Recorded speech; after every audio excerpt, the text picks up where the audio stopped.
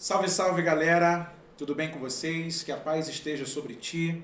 Eu sou o pastor Paulo Nascimento e está começando agora mais um Falando de Bíblia. E hoje eu tenho a alegria, a honra, a satisfação de receber o meu amigo, pastor Albert Ferreira, líder do Ministério Vida pela Vida e também fundador do projeto Lucas 22:19.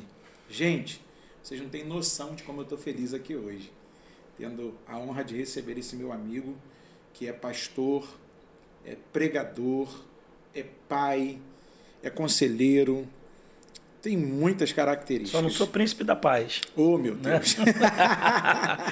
Mas, gente, o prazer é enorme estar aqui, Paulo, contigo. A gente tem um vínculo de amizade de muito tempo, né? Quando você me fez convite, jamais eu poderia negar, né? O convite do Paulo é como se a gente estivesse vivendo um outro nível de vida, né, na expectativa daquilo que Deus pode fazer através da instrumentalidade do Paulo.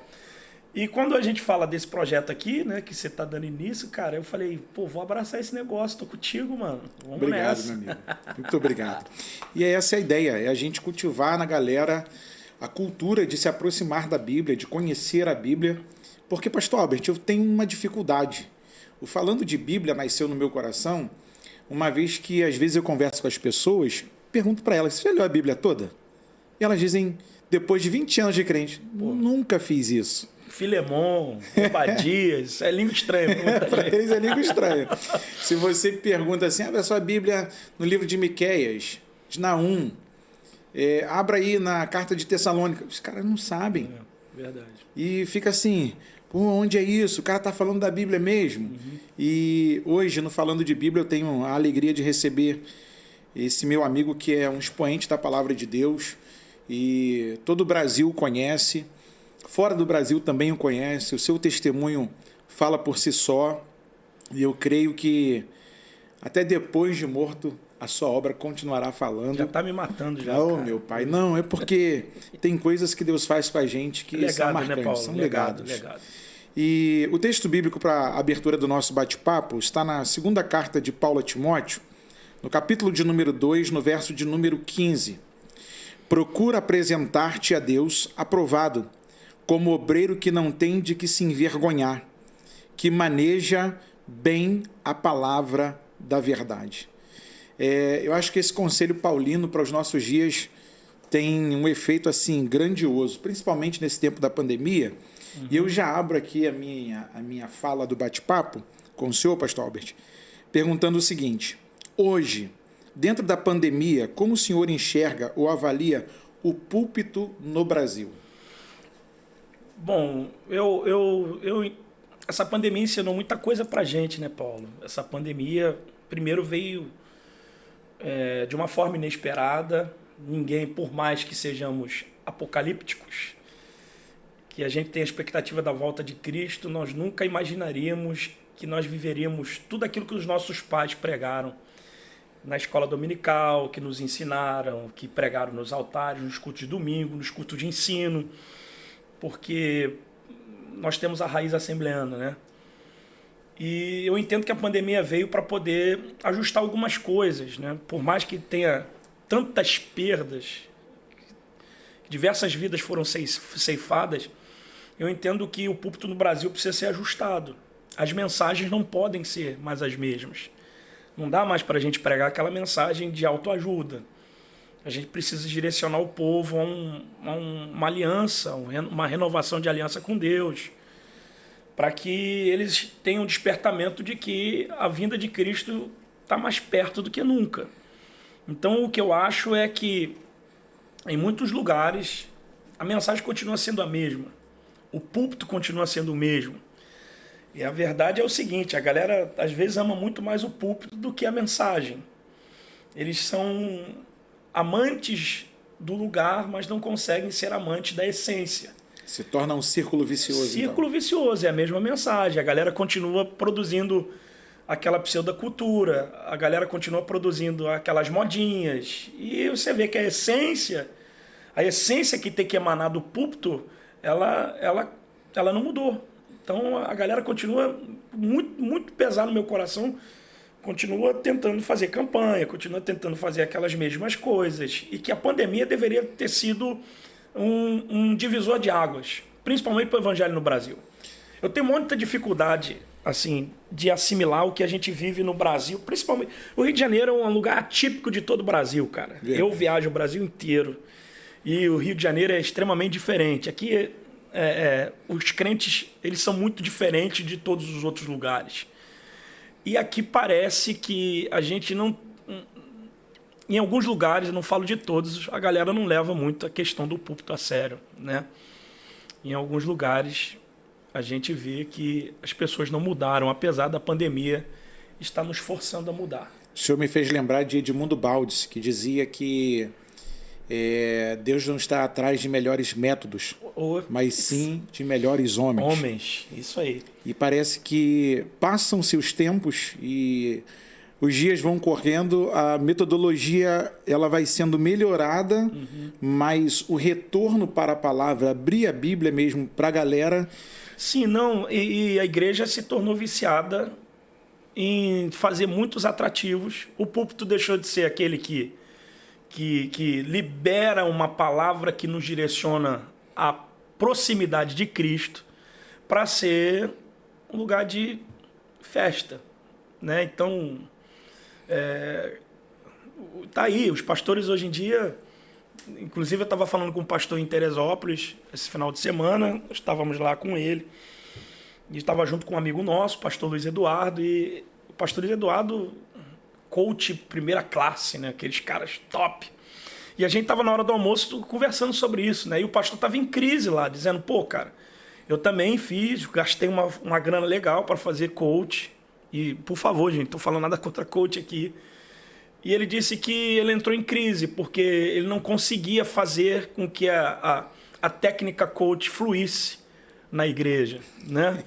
Então, assim, parece que os pastores, tentando chegar perto de Deus, através de técnicas humanas, eles se afastam, né? E o pastor estava até comentando disso, eu também fiz coach com fulano, tal, pererê.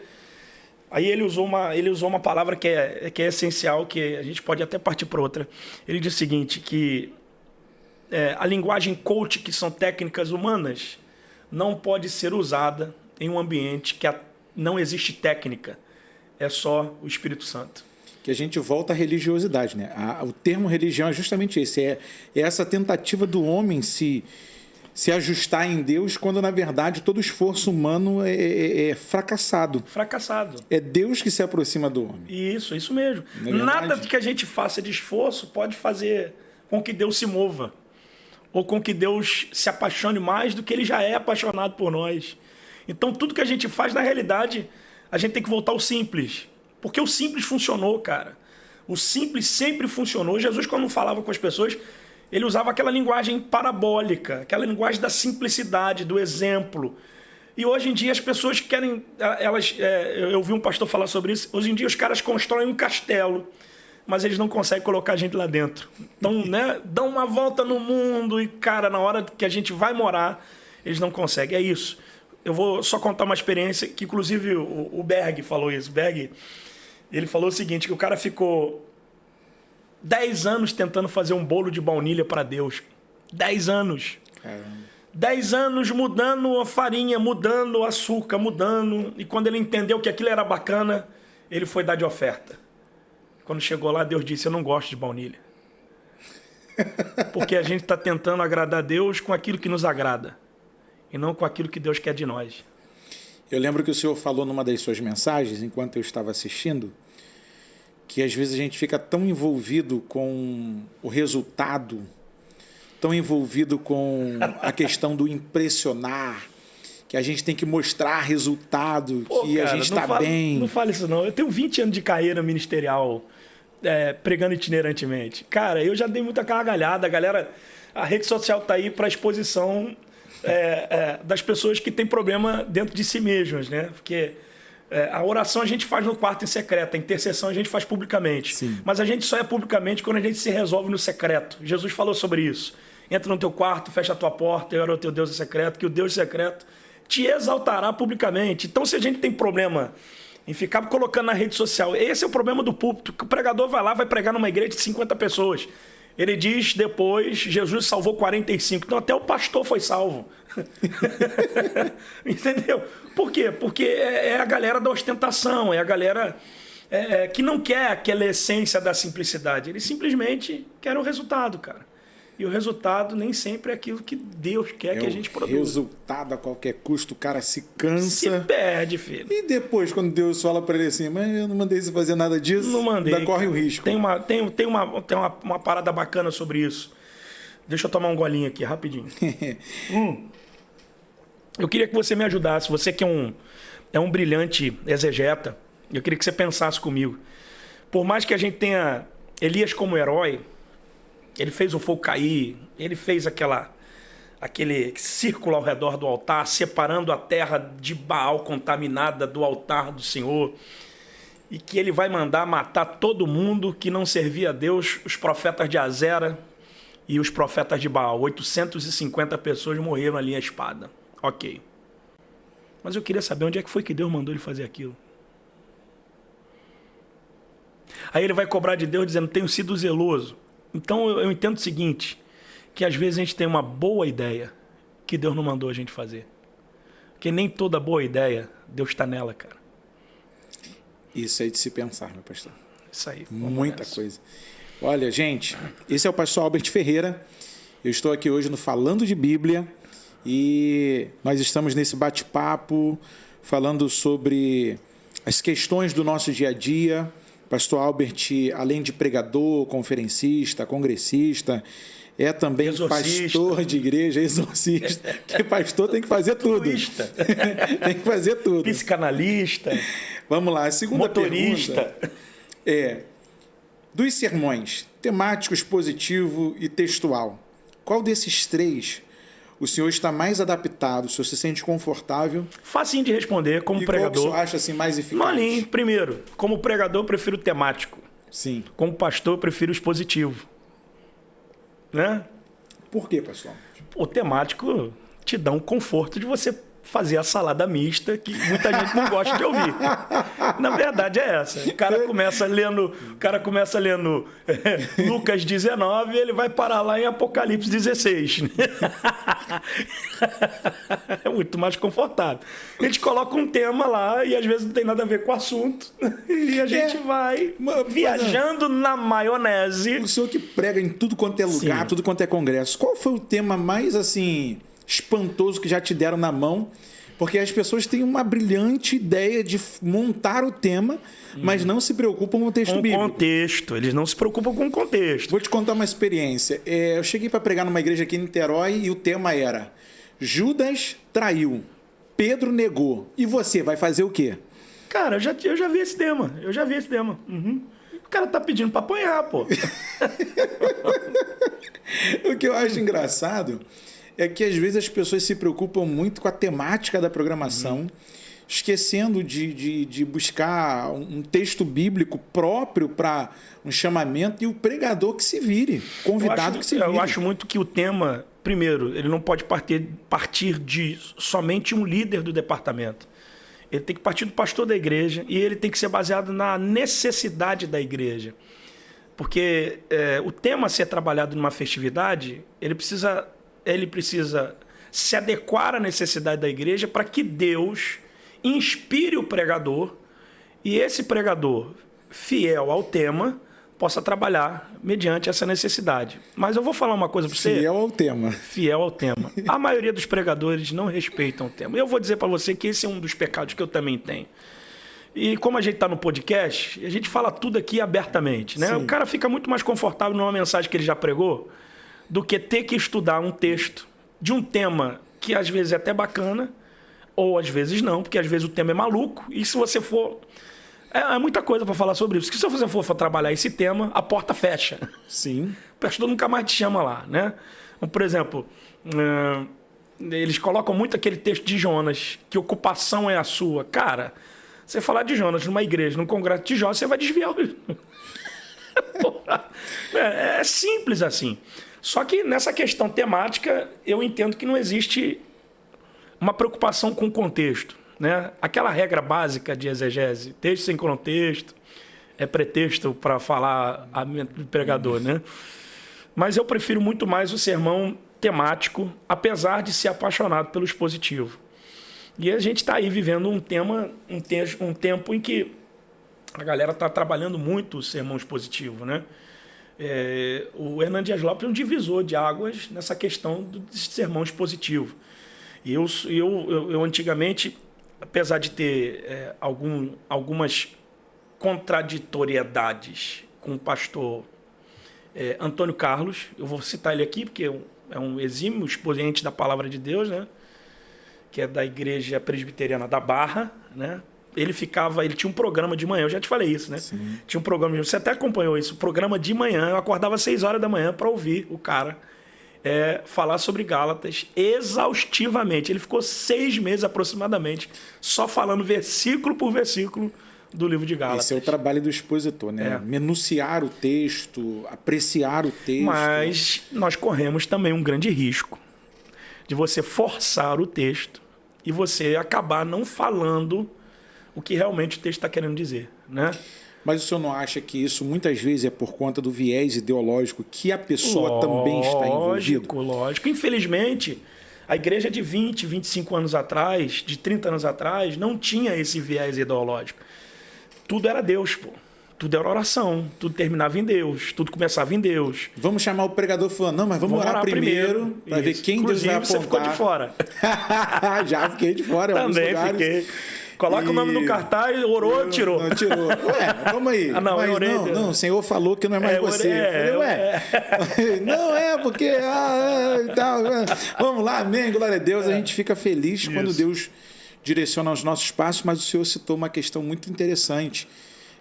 O nome do Hernando Dias Lopes no Brasil hoje é um gancho para muita gente, principalmente no meio pentecostal, que a gente deixa até um alerta para a nossa galera que nos ouve, os nossos irmãos que se envolvem com o ensino da Bíblia, literatura fantástica, né, literatura fantástica. No culto de ensino da sua igreja, ajudando seu pastor presidente, ou você mesmo que prega numa outra igreja, meu irmão, seja expositivo, mas mantenha a espiritualidade. Tem uma galera hoje que, os irmãos, porque parece que a letra se tornou fria. Na verdade, o camarada, de repente, quer fazer uma técnica ou outra, mas esquece que nós estamos diante de Numa linguagem um livro bem popular, tem como você ser espiritual sem ser maluco. Sim. Tem como você ser espiritual sem ser louco. Apesar de que todo espiritual é meio louco, né? Se analisar psicologicamente, o cara é meio louco. Mas tem como você ser expositivo, tem como você ser textual, sem que você seja louco, ou sem que você seja frio, né? Agora, depende muito, a mensagem que é pregada depende muito de quem está pregando. Porque a gente sabe muito bem que a pregação é uma arte, é você que compõe. O Espírito Santo te inspira, mas é você quem monta, é você que faz o escopo da mensagem. A ideia, às vezes, vem de você numa leitura. Por exemplo, eu vou usar aqui, se você colocar um político desse aí, que domina a arte da oratória, para poder fazer a exposição de um texto bíblico, a igreja vai dar glória a Deus. Sim. Né? Por exemplo, você pegar o Fernando Henrique Cardoso, que foi considerado aí, no tempo em que ele era presidente, um dos maiores oradores do mundo. Se pegar ele para poder fazer a exposição de uma palavra bíblica, o povo vai dar glória a Deus e vai entender o que ele está falando. Coloca o Lula, ex-presidente, para poder fazer a exposição de um texto. Uma vez eu estava passando na televisão e vi um comício do Lula e eu falei, cara, o cara foi numa igreja, ouviu algum sermão de um pregador pentecostal e a massa agitada, e é empolgante isso. Agora, o problema é o que é que essa mensagem vai produzir. Aí é que está. Por quê? Porque Deus não mede a sua obra por resultado, mas pela fidelidade. Então, eu preciso ser fiel àquilo que eu estou falando. E não fiel somente àquilo que eu estou falando. De quem eu estou falando. Porque não adianta eu falar a palavra de Deus sem ter compromisso com Deus da palavra. Né? Porque senão é só mais um discurso, cara. Você me fez lembrar uma coisa aqui muito interessante, pastor Albert. As pessoas às vezes falam assim, o fulano repetiu a mensagem de tal lugar em tal lugar. Eu falei, mas gente, quando Paulo escrevia uma carta para uma determinada igreja, aquela carta não era circular? O que seria na igreja, por exemplo, de Laodiceia? Porque ele escreve uma carta para essa igreja, essa carta sumiu. E o que ele escreve para Coríntios está até hoje para nós. Até hoje. Até hoje para nós. Mas sabe o que eu acho engraçado? E a galera critica. Posso dar uma alfinetada claro, à vontade. no meu nome? Não é no nome de Jesus, não. É no meu nome. À vontade. Ninguém reclama quando o cantor vai cantar a mesma música. Verdade. Mas reclama quando o pregador vai repetir a mensagem. Né? Eu acho engraçado isso. A gente fica com a paciência esgotada de ver o cara cantando na rádio, cantando no grupo das irmãs, cantando na mocidade, cantando não sei o que, a música é a mesma coisa. A gente vamos convidar o cara para cantar na igreja. Aí chega lá, porque tem cantor também que é né, vocês já ouviram essa? Aí faz aquele... E essa aqui? Aí quer dizer, faz aquele mix. Faz aquele mix e agradeço a minha oportunidade. E todo mundo... Ê! Aí a mensagem que você ouviu numa igreja fulano, porque também tem pregador. Aí tem pregador e pregador. Você pode repetir o mesmo texto, às vezes a mesma introdução, mas com uma aplicabilidade diferente. Agora tem gente que é tão técnico que até a aplicação ele usa a mesma. Então eu posso usar o mesmo texto. Por exemplo, podcast, né? Eu tenho uma mensagem minha que é mais batida do que o chão da Palestina. Eu falo sobre Zaqueu. E eu tinha um amigo meu que dizia assim, cara... A do Zaqueu? Cara, filho, essa mensagem sua, você já prega ela de cabeça para baixo. E eu já usei Zaqueu, pregando sobre Zaqueu e pregando só sobre uma fala que tem ali, que o Filho do Homem veio buscar e salvar o que se havia perdido. Usando a mesma introdução com uma aplicabilidade diferente. E eu cansei de pregar. Essa mensagem era a mensagem... Eu não tinha mensagem, eu pregava essa que era a que eu mais dominava.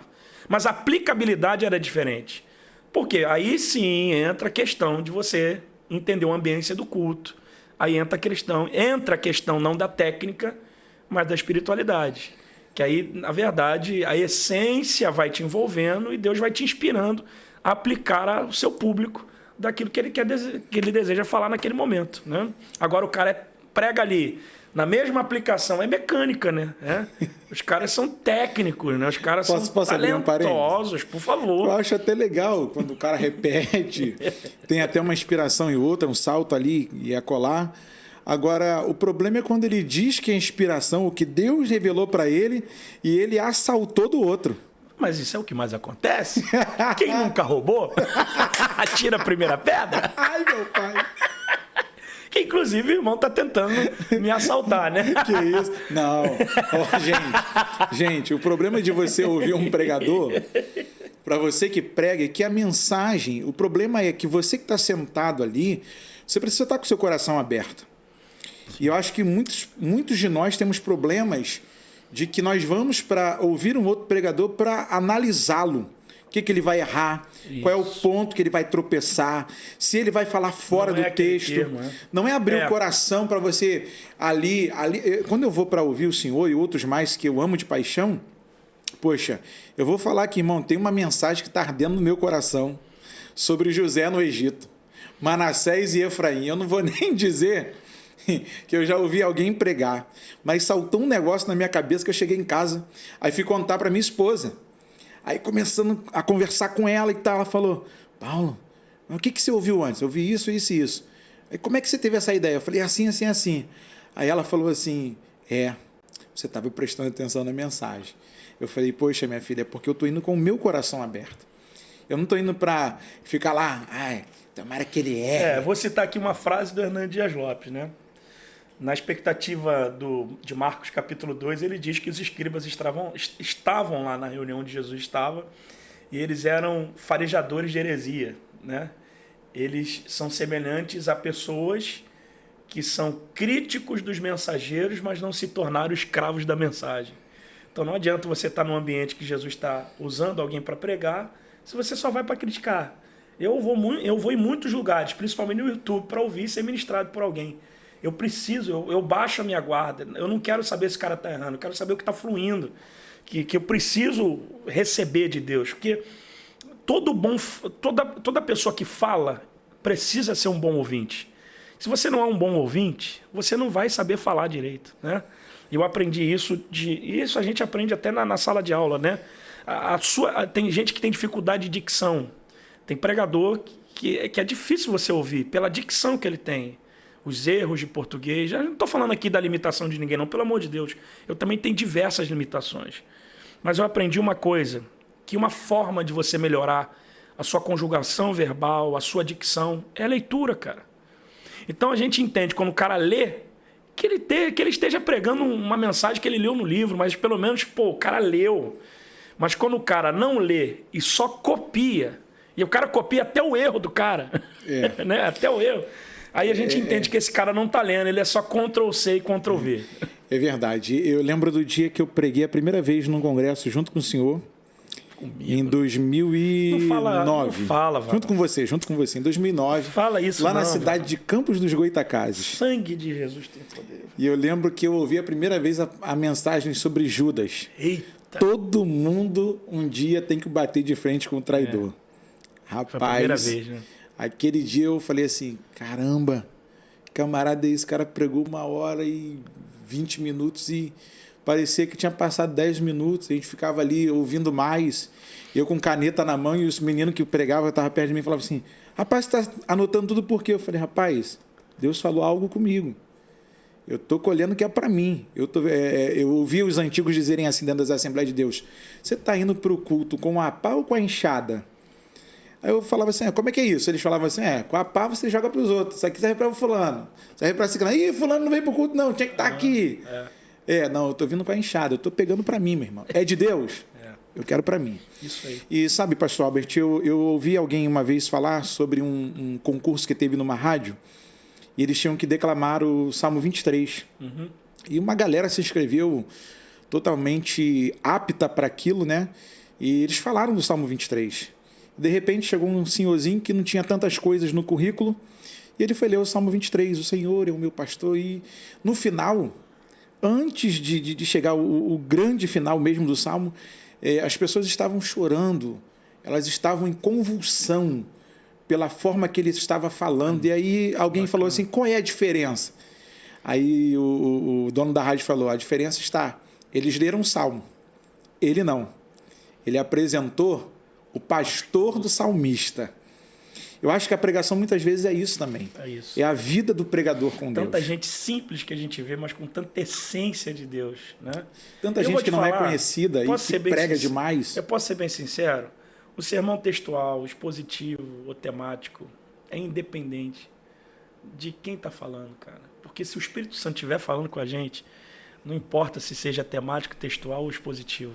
A essência ela é independente de tudo isso. Vamos nessa. Vamos lá. Então, a pergunta de número 3 é, hoje o senhor preside uma igreja, Vida pela Vida. Como o senhor consegue conciliar o seu tempo com a família, igreja local e agendas? Primeiro é entender o seguinte, Paulinho, rapidinho. Já tô te cortando, né, cara? Sim, não. Eu era evangelista. Nunca fui pastor. Eu tinha uma nomenclatura de pastor. Porque pastor não é aquele que prega. Quem prega é evangelista. O cara que viaja, o cara é evangelista. Velho. Pode ser pastor, mas é um pastor evangelista. Eu não me tornei pastor. Eu fui feito pastor. Porque uma coisa é você se tornar. Outra coisa é Deus fazer. E quando Deus faz, dói, cara. Assim, eu brinco às vezes quando eu estou falando para algumas lideranças, dizendo, você quer acabar com a vida de alguém, dá uma carteira de pastor para ele e bota ele para liderar um rebanho. Porque o pastor é aquele cara que é o último a sair da igreja, é o primeiro a chegar. O cara é o que cuida da vida de todo mundo e ninguém cuida da dele. O pastor é um cara que está no meio de todo mundo, mas na verdade não tem ninguém.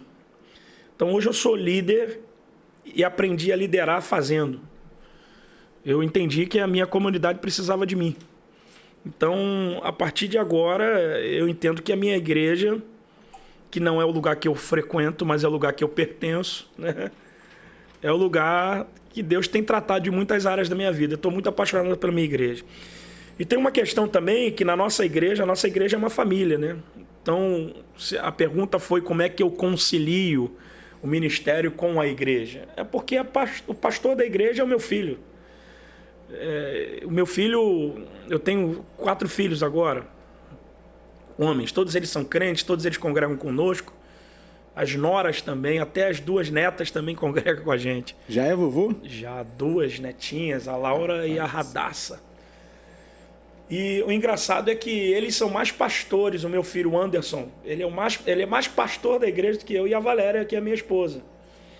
E engraçado, cara, que eu saio para viajar e a igreja não perde o nível, porque eles estão na mesma conexão que eu. Eu só tô lá para dar aula, para instruir algumas pessoas, mas a igreja ouve mais a voz do Anderson e da Valéria do que a minha própria voz. Mas porque a igreja começa na nossa casa mesmo, né, cara? Não adianta eu ficar fregando na casa dos outros se você não tem uma casa consolidada que fecha comigo na visão que Deus me deu. Então, tenho aprendido demais com isso. E conciliar é o seguinte, eu já estou quase me aposentando, provavelmente o ano que vem eu já encerre a carreira, vou cuidar só mais da igreja, viagem vai ser pontual, e eu já estou até acabando com esse negócio de pregar domingo e pregar na quinta-feira, que são os dias dos nossos cultos. Eu vou atender muito mais eventos do que culto normal, porque agora eu vou ficar mais com o meu povo. E é o podcast, né, cara? Vamos falar a verdade, na moral. Ficar enchendo linguiça na igreja dos outros, a gente enche na nossa, cara. Aí, eu vou até comentar uma coisa aqui. É muito difícil a gente viver um tempo de ministério e perceber que as pessoas, elas te usam muito mais do que lhes são gratas. É difícil, cara. É difícil você se esforçar. Eu tava pensando vindo pra cá. A gente se esforça, ajuda a galera. Quando a galera rompe, primeira coisa que elas fazem, esquecer de você. Verdade. No tempo da luta, pô, vem cá, me ajuda, parará, pum, rompeu, aí é a galera da prateleira de cima. Que a galera da prateleira de cima não vai fazer campanha, não vai orar, não vai botar a mão. Eles querem prontos. Eles não querem te ajudar a fazer. Então, para eu fazer isso na igreja dos outros, cara, na igreja que Deus confiou a alguém, cara, eu faço na minha, velho. Então, eu não posso também... Meu filho tem 25 anos, né? Eu não posso também jogar uma responsabilidade enorme de cuidar de rebanho num jovem de 25 anos, apesar não duvidando da capacidade dele e nem da essência do chamado que ele tem. Mas eu preciso também ter minha parcela de compromisso, e é isso que eu vou fazer. Conciliar, a gente concilia. E eu quero aproveitar o momento também para agradecer a irmã Valéria, que cedeu aí a oportunidade. A igreja Vida pela Vida, que cedeu o pastor. Isso aí, a igreja... Eu tô igual o T.D. Jakes. Não vou liberar meu pastor, não. Não. Então tem que ligar pra gente. E o povo lá, irmãos, é um povo muito abençoado, é um povo muito unido. Eu já estive lá. Tem que pregar lá, né, Paulinho? E Paulinho? nós vamos lá para pregar também. Aí o Paulinho chega lá falando em grego, hebraico, aramaico, siríaco. Fala em inglês, fala um montão de coisa. Ele lê a Septuaginta e o povo lá, cara, não conhece nem a Bíblia direito. Velho. Não, mas o povo lá é um povo que está aprendendo a amar a Bíblia, é um povo que analisa a Bíblia. E quem dera toda a igreja fosse assim, né? Enquanto o pregador fala, a igreja está com a Bíblia aberta. Isso é muito importante. Isso. E eu sempre digo isso, Albert, com peso, porque a igreja, hoje em dia, se você demora, ela te consome. Ela te liga 2 horas da manhã. Pastor, por favor, vem aqui. O que foi? Não, meu cachorro está com dor de dente. Ué. Mas eu posso te falar um segredo? Eu vou te falar um segredo sobre isso, cara. É a visão que Deus tem me dado. É porque a gente aprendeu no evangelho centralizador. Pastor presidente é o cara que está ali, vai morrer com o cajado, não passa para ninguém. Ele não faz um discípulo, ele não faz... Na realidade, ele escolhe um cara para ser vice e o cara tem que ser o pior, para não se tornar uma ameaça para ele. Só que eu tenho aprendido que a gente tem que começar a fazer gente melhor do que a gente. É o que você começou falando aqui, é legado, cara.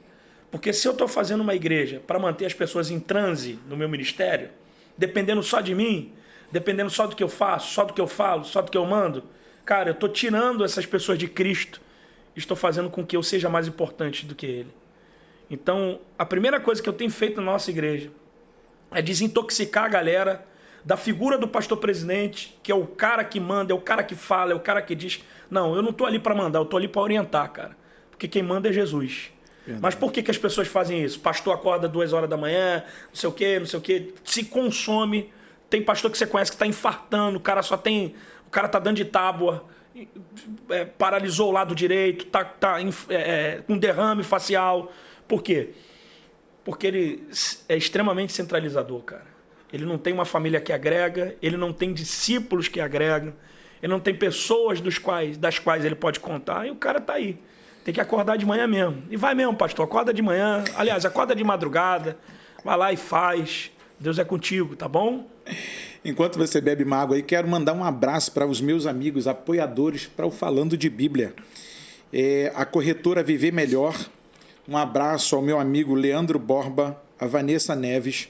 A corretora Viver Melhor está localizada no endereço da Avenida Prefeito Milton Rodrigues, número 118, loja número 11, na sobreloja, no centro de Manilha. Quero mandar um abraço também para os meus amigos e irmãos lá da Efraim Motopeças. São 2 lojas da Efraim Motopeças, uma na Trindade e uma em Nova Cidade. Uma fica na Vicente de Lima Cleto, número 1060, em Nova Cidade, e a outra fica na Avenida Doutor Humberto Soeiro de Carvalho, número 204. Lá na Trindade, o número é 21 98 939 2316. E em Nova Cidade, o número é 21 967 85 8972. Você pode falar com o Marcos. Marcos é o responsável.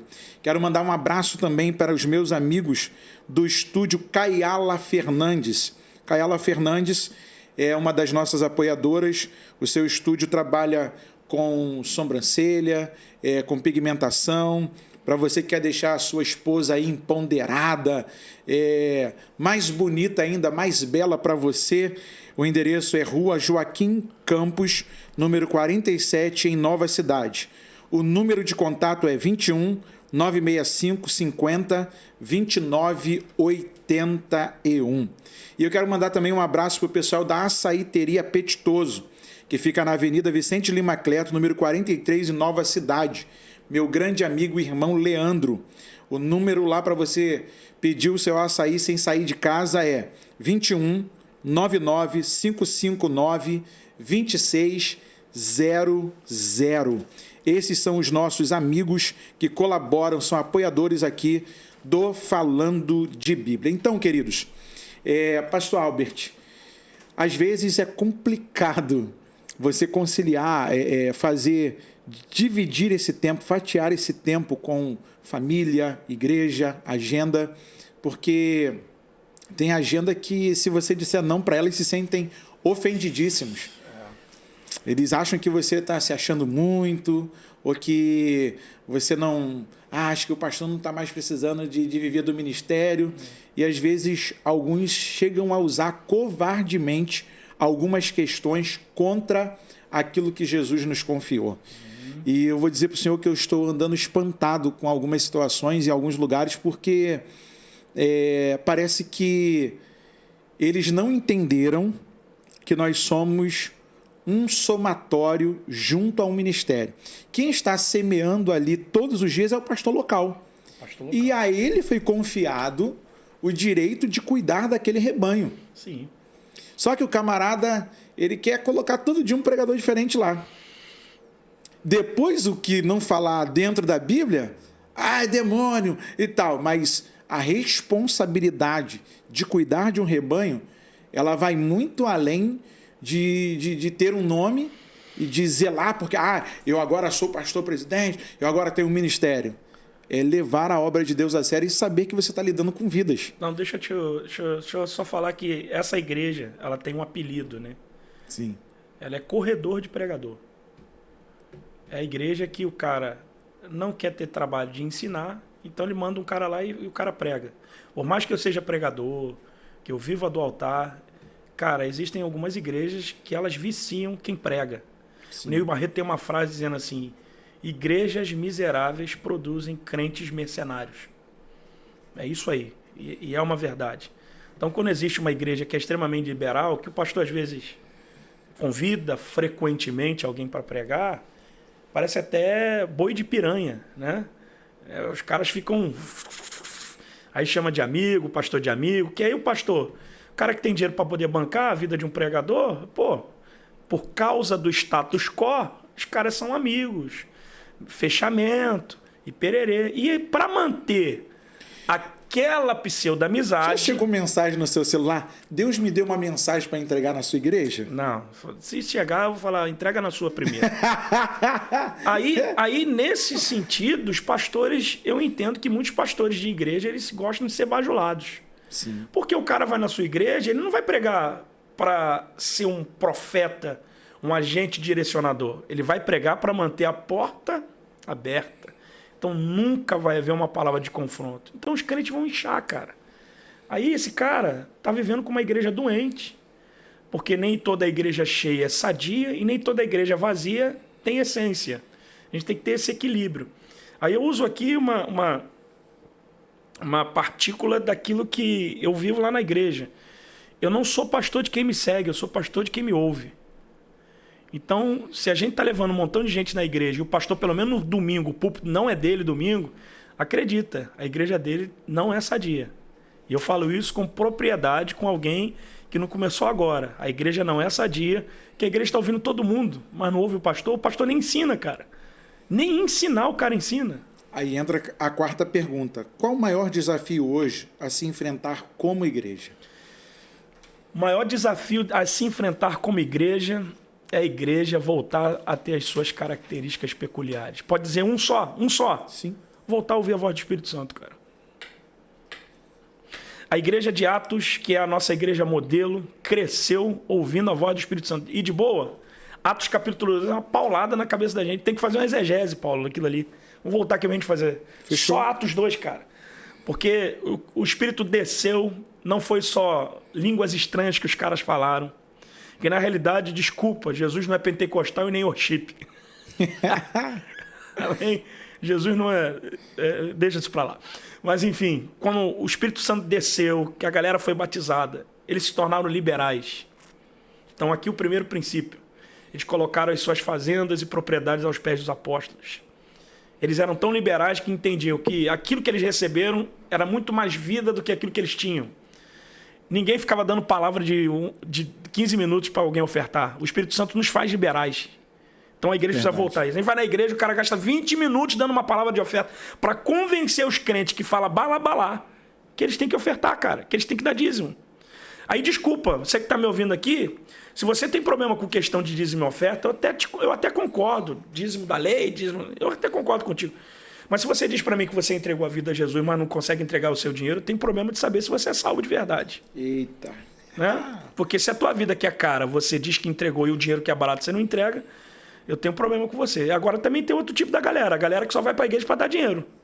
O dinheiro desencargo de consciência. O cara peca, vai lá dar uma oferta. Peca, vai lá dar um dízimo. Peca, e nunca se compromete. Então a gente tem 2 níveis de religiosos. Né? 2 níveis de religiosos. O Espírito Santo quebrou isso. Galera, é tudo liberal. Não precisa dar palavra de oferta, não. Aí o que a Bíblia diz? Que o Espírito Santo acrescentava as almas de quem é salvo. Quem era o pregador, cara? Quem era o conferencista, o astrologista, o arqueologista? Quem era o profeta? Era o Espírito Santo, cara. Então o desafio da igreja é voltar ao seu modelo de Atos. É voltar a ser modelo. E o cara, o Pedrão, que a galera bate no Pedrão, dizendo que ele era indouto, não sei o quê. Cara, só na região que ele morava, ele pelo menos falava 3 idiomas. Pelo menos. Tanto que quando perguntaram se os caras estavam bêbados, quem é que se levanta? O Pedroca. Pedroca indouto lembrou de que aquilo ali estava escrito em Joel. Não está bêbado, não. Isso aí foi o que Joel falou. Então quem foi o pregador? Que em Atos capítulo 2 fala sobre os que foram salvos, né? O Espírito Santo. Então a igreja precisa voltar. Eu não estou falando da igreja pentecostal ou a igreja tradicional. Estou falando da igreja que entende que é o Espírito Santo o viés do Evangelho a ser pregado, anunciado e ensinado pelo nosso Senhor Salvador Jesus Cristo. Dentro dessa perspectiva, pastor Albert, qual deve ser a real marca de uma igreja, o obreiro dentro dessa geração? Você trouxe à luz, à tona aqui para a gente, que nós precisamos voltar a ouvir o Espírito Santo. E eu creio nisso piamente. Porque às vezes você acha que a igreja ouve o Espírito Santo? Olha, do jeito que deveria ouvir? A igreja ouve o Espírito Santo ou ouve quem fala em nome dele? Me responde. Que tem muita gente que fala que o Espírito falou com ele quando o Espírito... Eu não estou falando de profecia. Se a gente entrar nessa questão de profecia, te mandei um vídeo ontem. Né? Por exemplo, pelo menos tentar ser o mais próximo da Bíblia. Tentar ser o próximo da mais Bíblia. próximo da Bíblia. Isso. Acho que é o que mais a gente precisa que se ser. partir do princípio do modelo, que na realidade a igreja ali só foi inaugurada, que ela sempre existiu, né? Mas se partir desse princípio, eu acho que esse desafio de ser a igreja, o desafio da igreja é voltar mesmo a ouvir a voz do Espírito Santo, mas as dos obreiros é parar de seguir moda, cara. A igreja não pode viver de moda. Qual é a próxima moda que a gente vai viver na igreja, cara? Porque os ventos vêm soprando e aí cada tempo tem a minha pergunta é essa. Uma novidade, né? Eles querem uma novidade, eles querem uma outra revelação. Essa é a grande verdade. E aí Paulo vai nos confrontar dizendo que ainda que desça um anjo do céu e vos anuncie um novo evangelho, seja ele anátema. Então, qual é a próxima moda que a gente vai encarar daqui para frente? Vou te falar que o desafio da igreja hoje é o seguinte. A igreja, ela perdeu algumas... Desafio dos obreiros, na realidade a pergunta foi essa. Perdemos a característica de ser bíblico. Antigamente, as pessoas xingavam a gente. Foca aqui rapidinho. Antigamente, as pessoas odiavam a igreja. Hoje em dia a gente se tornou amigo do mundo. Hoje em dia a gente vê a igreja dividida porque uma é da direita e outra é da esquerda, partido político. Então o desafio dos obreiros é ser eclésia, cara. É voltar a ser igreja. Que na verdade eu preciso usar isso aqui, mas é com muito pesar que eu falo isso. A gente fica tentando imitar o mundo para tentar trazer o mundo para a igreja. A gente está muito mais parecido com o mundo do que a igreja. Situações que antigamente a gente confrontava e entendia que era pecado, hoje em dia a gente já pega a Bíblia e diz, não era bem assim. Não, isso aqui é porque no grego, no hebraico, não existe proibição. Enfim, assim, a galera não tem mais limite, né? A graça se tornou para muita gente motivo de desgraça. Que Cristo nos chamou para a liberdade, mas a gente é mais escravo do que livre. Esse é o grande problema. E aí a gente chega, já passou um tempo aqui voando, não dá nem eu quero explorar algo aqui contigo, falando sobre obreiro, pastor, crente, pessoas. Todos nós passamos por perdas. Qual a mensagem que o Senhor deixa para os que passaram por perdas, seja na pandemia ou de alguma outra forma? Nós temos ouvido o testemunho do Senhor. O Lucas 22:19, o projeto, quando nasceu através de uma perda que o Senhor teve. Tem perdas que não tem como a gente restituir. Essa é a nossa grande verdade. E eu vou deixar a câmera focada no Senhor agora. O Senhor tem toda a liberdade para abrir o seu coração, testemunhar e deixar uma palavra para os nossos irmãos que passaram por perdas nessa pandemia e fora da pandemia, porque acidentes acontecem com crentes também. Muito. Eliseu era homem de Deus, morreu enfermo. Profetizava, morreu enfermo. Se você olhar o Evangelho... Era profeta, morreu com a cabeça na bandeja de prata. Como você pregou outro dia, e eu estava ouvindo, assim, analisando, eu falei, rapaz, olhando para Paulo, o currículo de Paulo como pregador, como crente, não seria agradável para a igreja de hoje. Porque no currículo do cara só tinha perseguição, luta, problema. E aonde o cara chegava, todo mundo se levantava contra o cara. Eu não estou falando que é correto, mas provavelmente o espinho na carne seja o contexto das perseguições que ele falou. Sim. Na carta aos Coríntios, né? Foi me dado um espinho na carne pela... Bom, eu vou começar aqui rápido, em 5 minutos, fazer uma síntese de que se a vida não fosse nos ensinar a partir das perdas, Jesus não contava a parábola da dracma perdida, da ovelha perdida e do filho que se perdeu. Então, em uma só parábola se conta 3 histórias que só fala de perda. Só que cada perda ali é um nível de aprendizado. A ovelha se perdeu para a gente valorizar o que se perde, antes que ela se perca. A dracma se perdeu para a gente reorganizar e entender que tem coisa que, por mais que a gente entenda que a gente tenha perdido, ela não caiu longe da gente. Se ela varrer a casa, ela vai encontrar.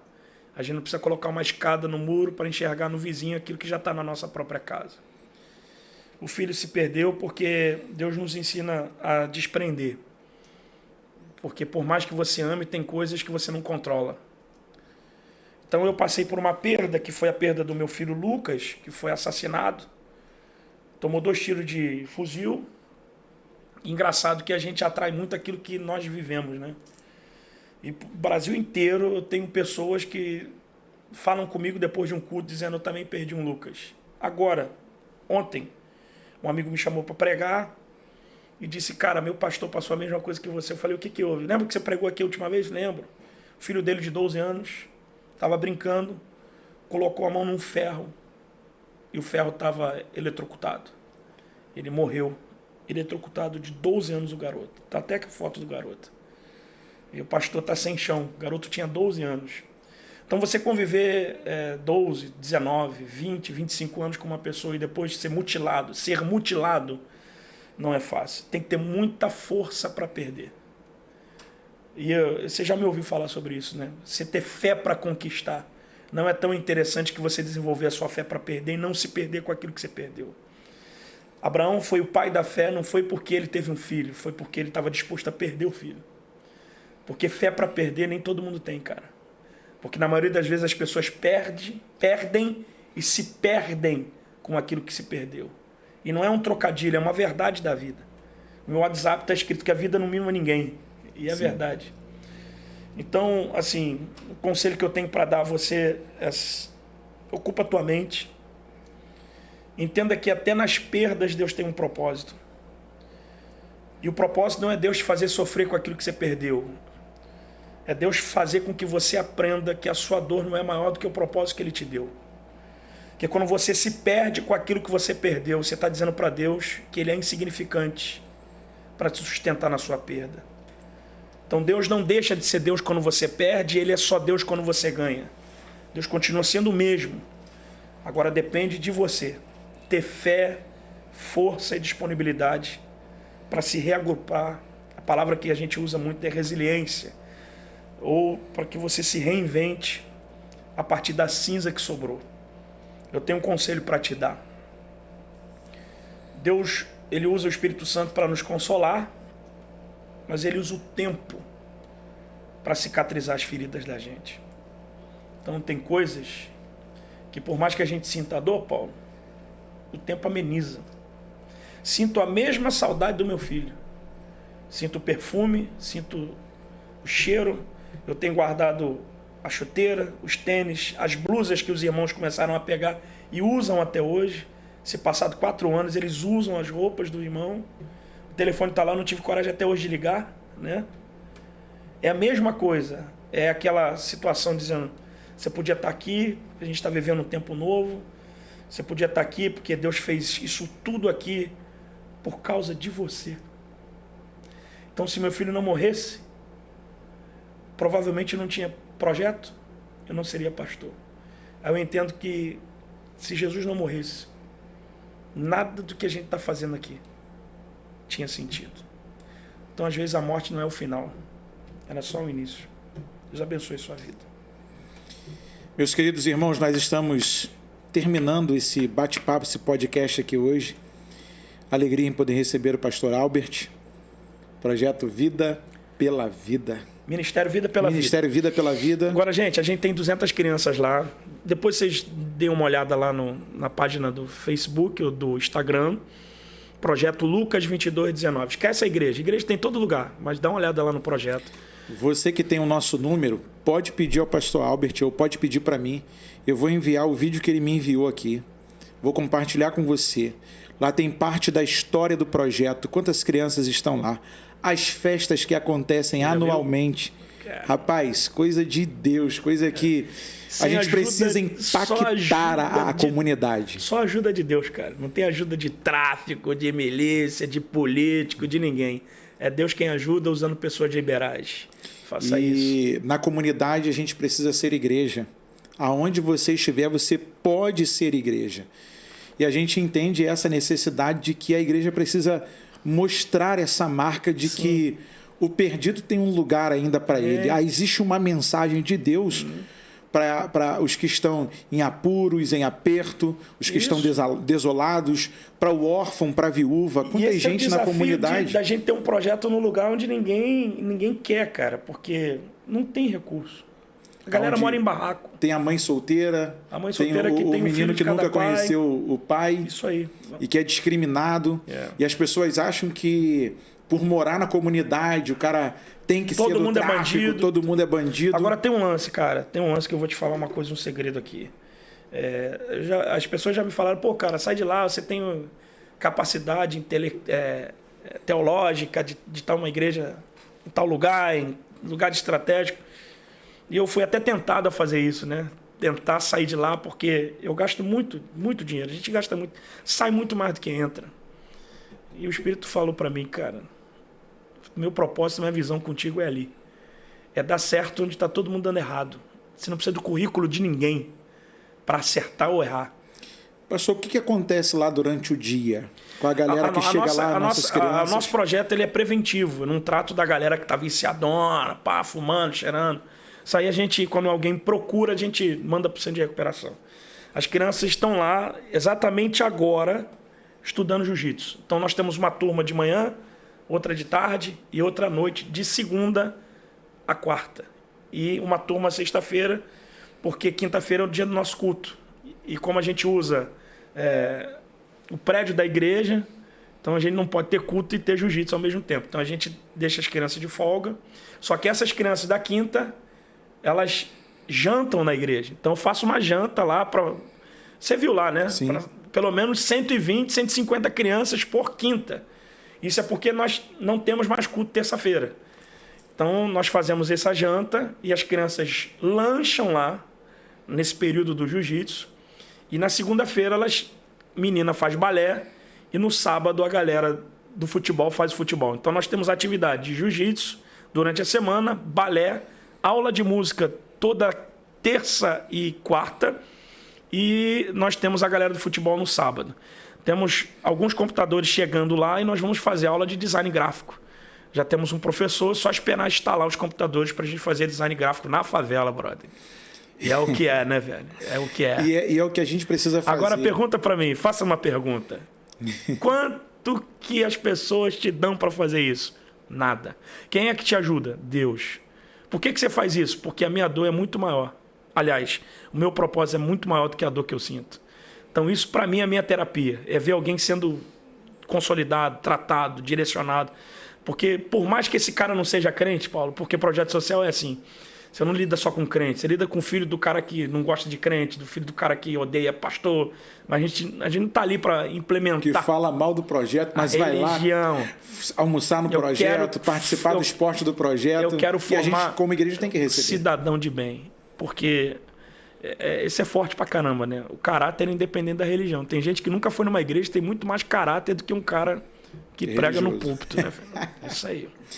Mas, gente, olha só, eu vou deixar aqui... O pessoal Albert vai deixar para vocês aqui o número do Pix. Por que não?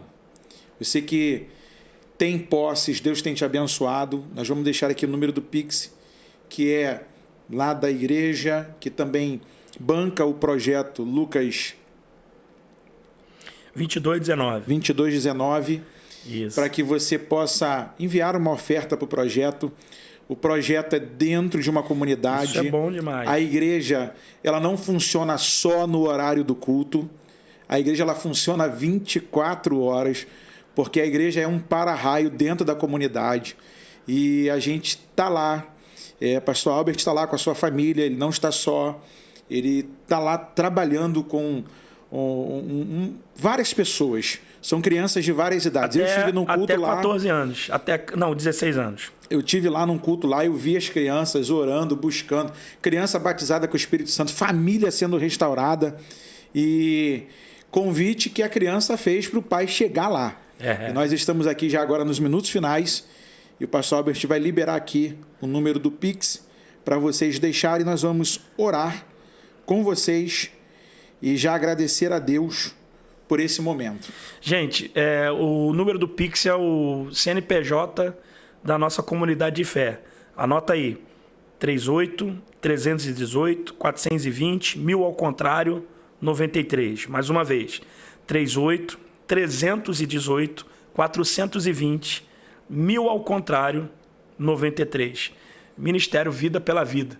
Faz aí a sua oferta, faça o seu Pix da vitória, Pix da bênção, Pix do milagre e depois acompanhe na rede social, porque a gente tem um desafio muito grande e a nossa possibilidade é muito pequena. Eu vejo gente aí, gente contando testemunho de que ajudou, pastor, não sei o que, construiu.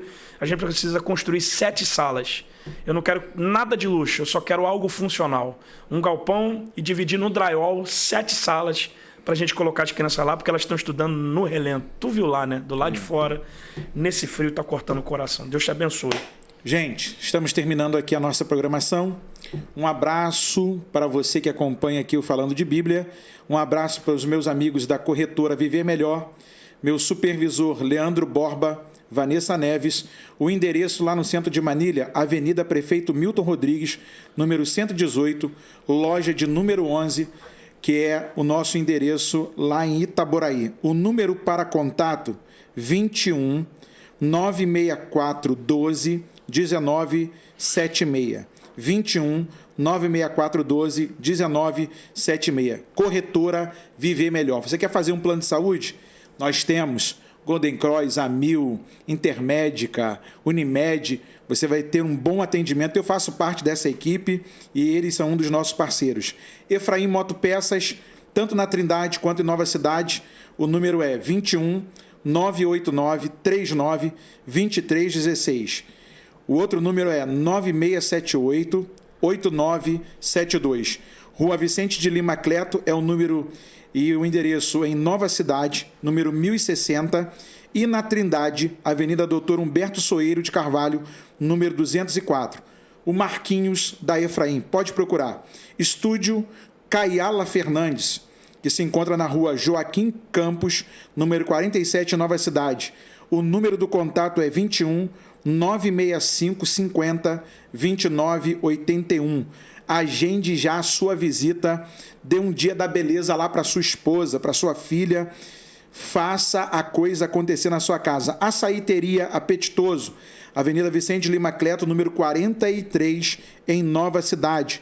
O número para você comer o melhor açaí da cidade é 21 99 559 2600. Deus abençoe a cada um dos nossos irmãos. Deus abençoe sua casa, Deus abençoe a sua vida. Até a próxima programação. Shalom Alecha, que a paz esteja sobre ti. Deus abençoe.